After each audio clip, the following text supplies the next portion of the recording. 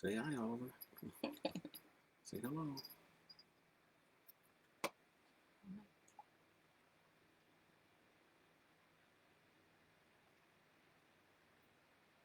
All right. Hi, everyone. Hi, everyone. I'm Paul. And I'm Teresa Lowe, We're the Lowes. We are the Chronicle Chronicle Travelers. Travelers.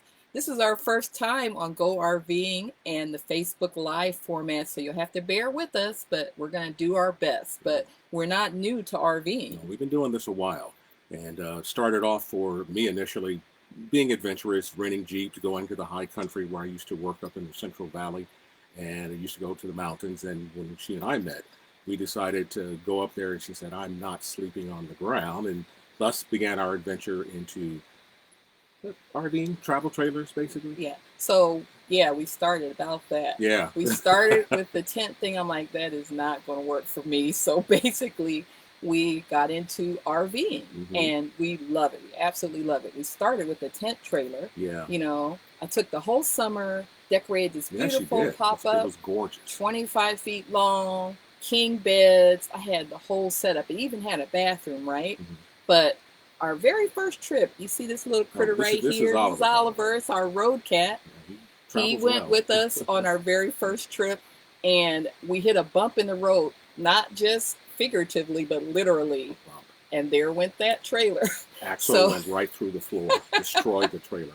Right. So the good thing is it allowed us to be able to buy the trailer we have now that you see us in. And knowing me, you know, Paul, I had to do my little glamping thing, so I kind of tricked it out a little bit. It's gorgeous. It really is. It's better than my first two apartments that I lived in. But we like getting out into, you know, having adventures, just getting away from the house and just going, you know, just being out. I mean, we live here in Southern California, so the weather's nice just about all the time. So many places, so many things to do that you can do like within an hour's drive. Right. And, you know, it all started because my hubby, Paul, he is an award-winning news journalist with working with the CBS radio group for 25 years here in radio. Angeles, yeah. Here in Los Angeles. A bunch of other places. Yeah. But yeah, this is basically the places we go are places that I've done stories on, have traveled to, and used to do what's called parachuting. I'm there for like 5-10 minutes, sticking a microphone and a camera at someone. Like, hey, this place is gorgeous. So we decided just to go back and take our time. And that's how we started going to some of the places like Sequoia National Park. And growing up here in LA, you know, when you go to a national park like that, you go, wow, trees growing without concrete around them, you know? So you get used to seeing beautiful things and you want to go out and want to go out and you want to go out again until finally it becomes like a regular monthly habit for us. Right, right. I have to have my fix because if I don't get out and glamp, I'm looking pretty faded. And Paul's like, what's wrong with you? I need to go camping. We got to get out and camp. Yeah, and about that, a lot of people are apprehensive to start, particularly, you know, folks who look like us. It's so easy. I mean, there's so many. There's tips that you just have to just do it. Right. And RVing folks are your family. They want to help you to have the best trip possible because if you have a good trip, they're going to have a good trip, right? Because you're their next door neighbor for however many days you're on that trip. However many days you're there. And and by the way, if you are new, this is something we discovered, and you just getting your rig out, no matter how small or how big, not all campsites are created equal. Some are easier to maneuver around in, and some are not. And if you're a newbie, try to go during the middle of the week, less crowded. You have a little more practice. If you are pulling it out for the first time, you may become what we call the popcorn show, where we kind of watch the newbies maneuver and maneuver and maneuver 9 to 10, 12 times. Then after that, we usually go and say, hey, you know what? Pull up 2 feet, pull back, go 3. Yeah, because it's going to happen. It's going to happen. And we found out the hard way when it first happened to us. And one of our RV neighbors decided to come over and help us. And we always decided from then on we were going to pay it forward. Yeah, you help people. Yeah. And a little bit about my background. So we met, really smart. moved from Michigan, where I at the time worked for the legendary Queen of Soul, Miss Aretha Franklin, for about 5 years in the 90s. You know, at those great legendary parties, I was her chief hostess, and I would get things done because that's what she wanted, and that's probably because of my military side, because I was in the Air Force. for about 10 years. And that helped me to, we're going to put Oliver down for a second. But that allowed me to be able to have that strength to be able to deal with folks of high caliber in the celebrity world, which is something that we do with our travels. We want to encourage folks to get out and camp. So we also encourage folks by having celebrities from time to time go with us on some of our adventures. But back to us. So we get out and camp as much as we can. And one of the things that we love to do, we're foodies because we're travel writers. So of course we're going to write about food and wine and all of those things that we encounter. And one thing to keep in mind, just because you're RVing doesn't mean you can't have gourmet meals, because believe you, we do. There's nothing wrong with, doing the pre-made, franks and beans, etc., if that's what you're into. But when we camp, I make lamb chops, I grill lamb chops, I skewer steaks, I go the whole 9 yards, because that's what we do. We enjoy, because we've been to so many different cool restaurants around the country. I'm one of those guys, again, I'm a reporter, and I ask a lot of questions and I listen. So how did you make that? And they're all too happy to tell you how they do it. Oh yeah, I can do that. So that's how we come up with a lot of our meals. We just call up restaurants and chefs and say, hey, how do you do this? And we recreate those meals in our trailer. And I try to post those stories to show you that it is easy to enjoy a great camping experience and have great food and libations. And those are the things that bring people over when you're on the campgrounds. People are like, hey, it sure smells good over there. What are you making? And we always make extras so that we can bring folks over. Yeah, you're going to make friends very quickly with that gesture. And again, if you're new, people are going to be a little apprehensive at first, about wanting to get out. Oh, these people are going to like me. Yeah, they're going to like you because you're offering them a cool drink and an hors d'oeuvre or two. So you're going to make fast friends, pull up a chair. Everyone's going to tell you their story. It really is a community. It really is. And I don't know if any of you have ever ride motorcycles or ridden them. I did like 10,000 years ago. We used to have a common thing when you'd see another fellow motorcycle, you'd wave. And it's kind of like that in the RV community, because people kind of can gauge where you are, and many people are all too happy to help you. There's one story, we were at, was it Sycamore? Mm-hmm. Yeah, Sycamore out near Malibu, and it was an older couple. You can tell they were tired. They were trying to pull this 40-plus foot rig in there, and he was having one heck of a time. And finally we got out, and I said, hey man, let me show you how to pull this back in. Let me give you some pointers. And they were so exhausted trying to still set up. So we invited them over for dinner, and we made new friends. And that's what you do, because, folks are stressed already. The whole RV life is beautiful, but there is the part that you have to deal with the actual maintenance and dealing with parking and being able to learn to do that properly. What Paul and I did in the very beginning is we would go to a parking lot of one of the big box stores. I had to practice. And we practice, learning to back the trailer. And heck, I even learned on one trip where Paul couldn't go, and I took a girlfriend of mine, and I learned to back it in. So, hey, I did it. You can do it. Yeah, once you get used to it, it's a lot of fun. But as I said, if you're new, try to go in the middle of the week. You'll have less hassles, and you can make a few more mistakes, because again, not all lots are the same. And in some state, those of you who are RVers know, some state and national parks, the sizes are sort of shrinking. So, and that brings up a good point, because that's when you really want to find out which RV style is going to be right for you. There are tent pop-ups, there's travel trailers like we have, there's Class B, which is like a smaller motorhome that may be convenient for you if you're single, if you're a couple. Get one with slide out so that you don't lose your mind, right? Or then there's the Class A. Like my girlfriend has a beautiful Class A. It's 30 feet. She's a single riding lady. She does it with her two little baby, her little furry babies, like our little furry baby. And she gets on the road at least six times a year. And she enjoys it. That's a big part of her life, because she's busy by day. She's an attorney by day. But she has to get out at least 6 times a year just to regroup and recharge. And it does help. And we like getting out. And I remember her for the first time, we were actually in a very isolated area was it near Yosemite? Mm-hmm. Yeah. And we discovered she wasn't used to being out like that, even though she had been in the military. And I said, well, you know, there's going to be a symphony about the time the sun rises, because nature is loud. Nature is loud. These birds at the crack of dawn, you got woodpeckers, you got everything else, and it's a musical symphony. And then at night, you're thinking, peace and quiet. No, crickets are loud, owls are loud, coyotes. They have a musical symphony, so you got to get used to that noise. In other words, bring your earplugs. Unless that, you know, it's great to listen to, but if your first few times, it's gonna be a little hard getting to sleep with all that noise. But right, but the beauty, but it's fun. The beauty of it is you can go out and see anywhere you want in America. You have your home with you. You have everything you need. You just got to plan properly. We do suggest a checklist if you're just getting started, because you don't want to forget anything, because you'll find out that you'll be going to the store.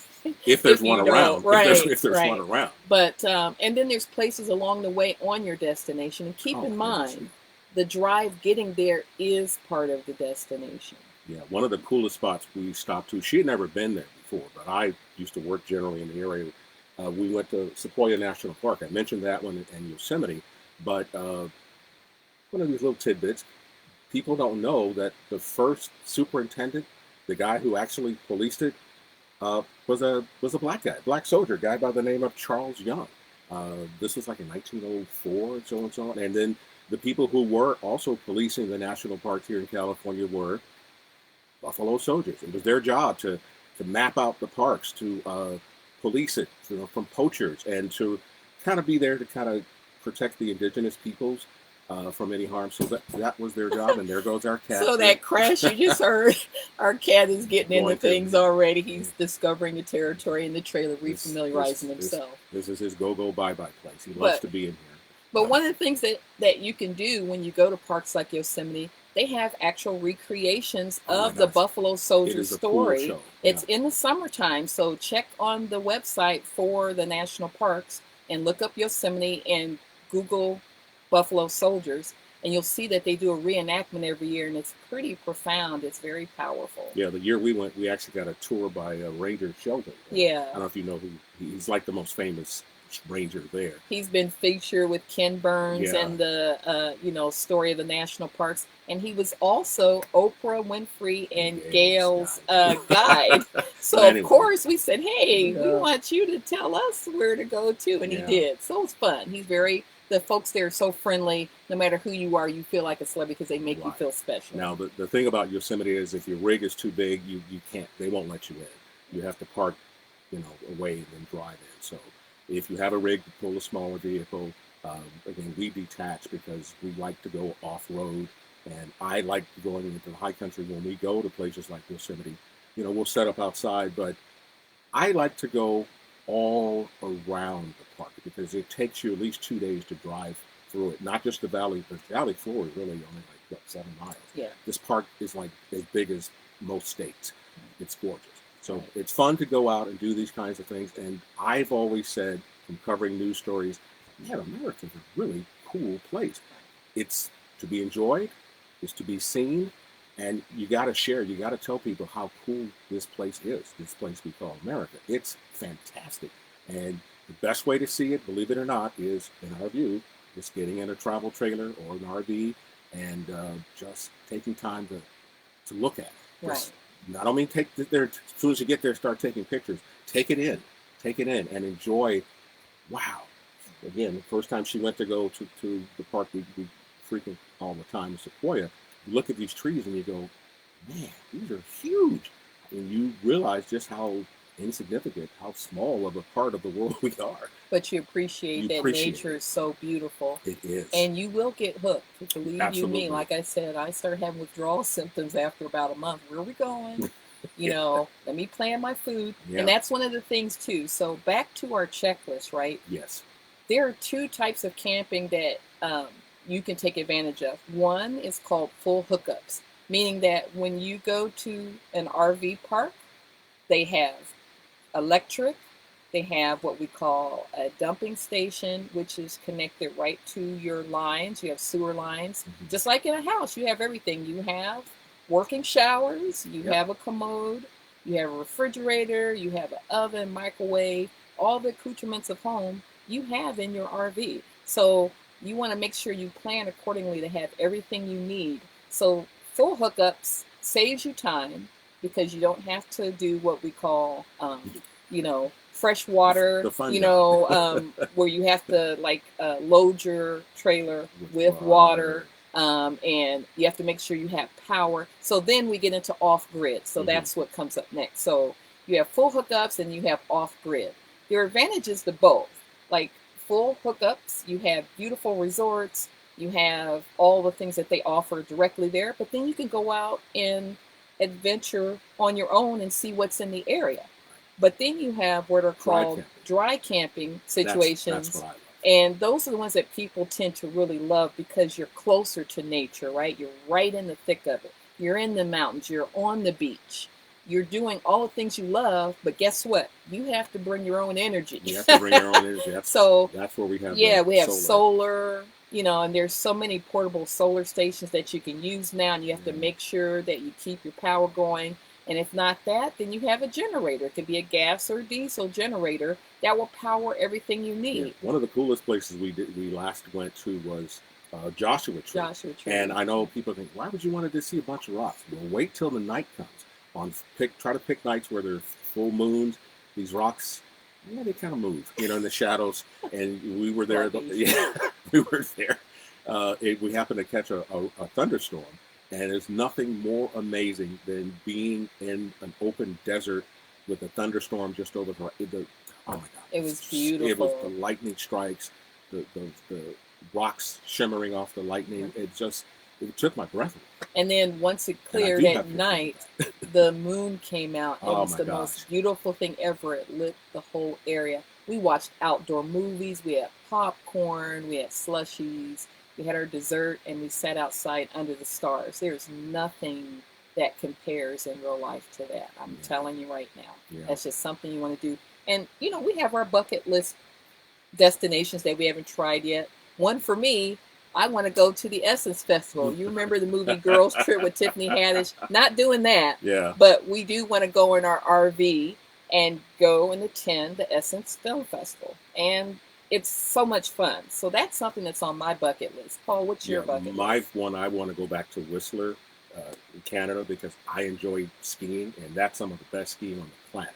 That's up there. In fact, the Olympics were up there one year. I like outdoors. I like fishing, although I'm terrible at it. But I do enjoy just being out on the lake and just kind of chilling and having a good time. And that's what I enjoy doing. We've camped, from the Central Coast to New Mexico, to we were on that the nation, the Apache Nation. That was so much fun. Yeah, it's beautiful. and so that's one of the things that you have to also make sure. You want to make sure your brakes are good if you're towing. Especially in Utah. You want to have the right tires and everything, because we did have a Game of Thrones experience. You remember the winter is coming? Well, winter was there. It arrived. We were leaving to go back to Las Vegas because we were going to visit a friend to go to dinner. And so we had to get back in time. So that's our halfway point. And as we began to drive, it started to rain. Then it started to snow. Next thing you know, we were in a full-blown blizzard. I'm like, oh my God, we're in a blizzard. Yep. You know, winter came. And so we started sliding a little bit. We got a little nervous because that was our first time driving in snow conditions. And out of nowhere, I call them angels unaware. There was a group of guys that were in a Super Duty truck that said, hey, we'll get you down the mountain because we're going to Vegas. If you allow us to unhook, we'll pull your trailer and you just get down. And sure enough, the sun cleared like The Simpsons, and we were back in Vegas, and it was warm again. And I call them angels unawares because they saved us that day. And our cat, who usually purrs and meows, he was quiet as a church mouse. He said, I don't know what's going on here. I don't want any parts of this, but I'm going to be quiet so Mommy and Daddy could concentrate and get me down the hill. Yeah. when we got down the hill, we started talking to them, and you should have known they were military. They were military. Air Force people. Yeah, and they helped us, you know, because those kind of things can happen, and that's what I'm saying to you, folks that are in the RV lifestyle, they help you. But you have to also make sure yourself that you have the right equipment if you find yourself in a freak storm like we did, those kinds of things happen. You gotta, certainly check the weather, but you gotta bring extra things just in case, because weather in some parts of the country can change in a flash. Like in Oklahoma, it can be terrific one moment, and 30 minutes later, oh my God, I'm in the middle of a thunderstorm. But at any rate, back to what we do with RV. It's what we really, really, truly enjoy. It's fun, and again, for African Americans who may be apprehensive, throw that away. Yeah. Just make the step. Rent one, buy one. Just go to somewhere close, somewhere that's easy to maneuver, and somewhere close to a big box store, because your first few times you're going to, darn, I forgot something. So you can be close. But once you get used to this, you venture further and further and further away, because you know how to pack it. Again, the checklist is everything. Right. And when we're home, my trailer is a she shed. It is. It is. I have my TV watching the world champion, the Rams right now. And so I make it a she shed, so that way I can get the kitty used to it again. When we're getting ready to go on a trip, I start bringing them over. And so that brings up another point. If you have pets, there's something that we do for our cat that we got. It's called... When he gets nervous. When he gets nervous when we're driving in the car. It's called a calming collar. And this is awesome because it allows your kitty to kind of calm down. And then he's not buzzed or anything. He's just calm. It has lavender in it. It's just lavender. And it helps him to, catnip. Kitty weed, no. Yeah. It calms him down and he's happy. But he loves camping. As soon as we say we're going outside when we're in the house, wherever he's at in the house, he runs and he gets into his cage. He crosses his legs. Okay, ready to go. Let's go. Yeah. And he loves traveling. Cats are great companions when you're on the road because they love that adventure too. They hear the animals and they're like, oh my God, what is that sound? Dogs like to stick their head out the window. Our cat wants to sit on the dashboard and navigate where we're going. He sits on the dash and says, all right, where are we going next? He just sits there and stares out right over the dash. But pets are part of your family. We do keep him restrained, though. We're not going to let him bounce around. He's not bouncing around. No, he's in. But the thing is, your family time becomes more valuable. It does. Because, especially if you have adult kids like we do, they're not trying to hang out with us. But when we go camping, they're like, this is kind of cool. And so we take them with us because they love to help us cook. They love the adventure of getting out and seeing what's in the area. But we have that time that is priceless. You can't get those type of memories back. No. When you go on traditional trips, people kind of go in their own directions. But with RVing, people come together. Yeah, and that family time is everything. And those are moments you can't get back. Yeah. And one other thing, and again, this is just kind of what we have discovered.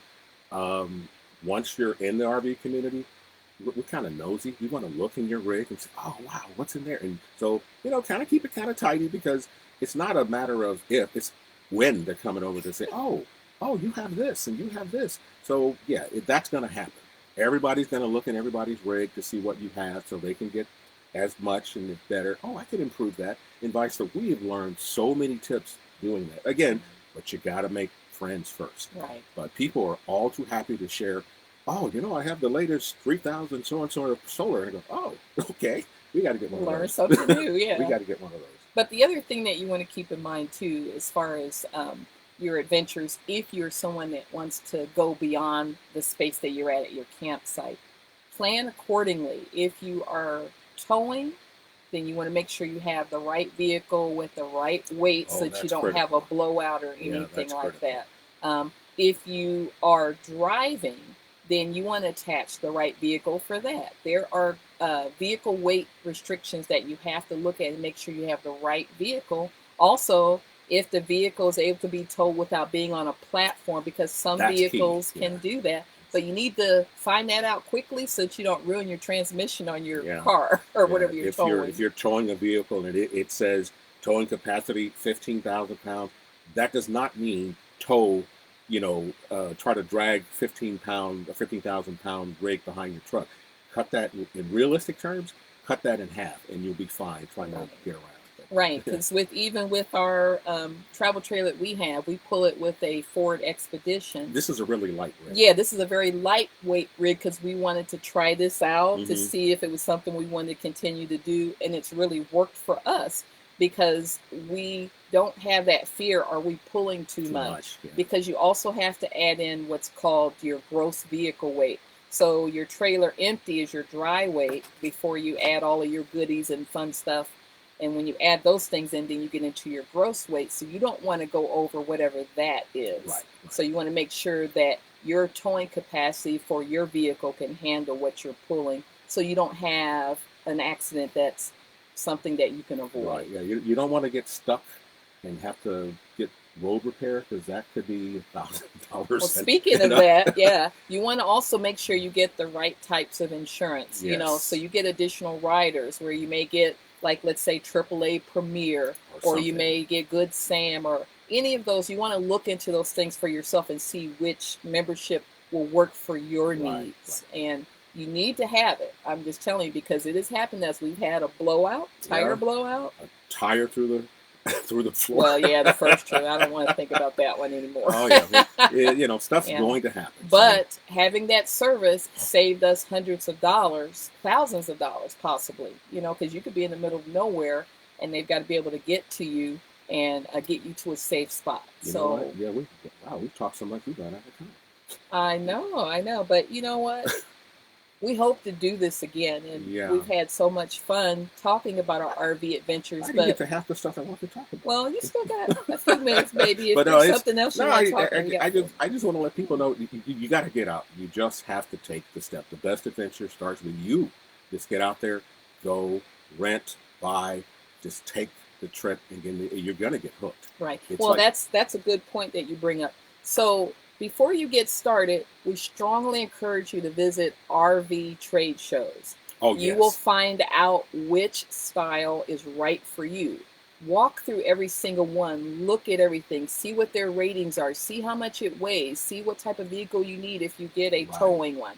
If you have the affinity to get a driving one, make sure that you find out what that towing capacity is for your vehicle, you know, because it's important. Because once you're out there on the road, it's you. And you're going to have to figure all this out and then do your RV education. Yeah. There are different websites like Go RVing. Yeah. You could click on the Get Started button here and find out exactly everything that you need to know to help you get started. Yeah, but they also have great tips on making your food prep. And that's a big part of it too. Prep some of your food ahead of time. So that way when you get there, you can enjoy the trip instead of having to do a lot of work. My girlfriend always teases me because I'm always working when I'm on the trip. But I'm enjoying it because that's part of who I am as a foodie. Yeah. So for me, that isn't work, it's fun. Yep. And Paul as well. Yep. But when our kids come, that's like the icing on the cake. And when our friends come along with us, that's cool too. Well, we have to tell you, we're that's our time. But what I want to say you again, this is a beautiful country. And one of the coolest ways to see it is RVing. Enjoy it, take it in, make new friends, and then take the pictures. You know, because you're going to miss so much stuff. Just take your time, enjoy it, then take the photos. Right, but you do want those photos because we are professional photographers. This is true. So, but the reason that you want those memories is because life is short. And, you know, I lost my sister last year unexpectedly, you know, may she rest in peace. And pictures were a big part of the video legacy that we did for her. And you can't get those memories back if you don't take the pictures. Right. So when you're out enjoying our beautiful country, make sure you stop and smell the roses, but also record the roses because you can't get those memories back. But if you want to follow us, we're on Chronicle Travelers. We have our page, and you'll see some of our future adventures. But we hope to talk to you soon. And thank you again to Go RVing for allowing us to take over their page today for a half hour. This was so much fun, and we love you, Facebook family, and we can't wait to talk to you again. All right. Live well, be well. All right. Take care. All right. Bye-bye.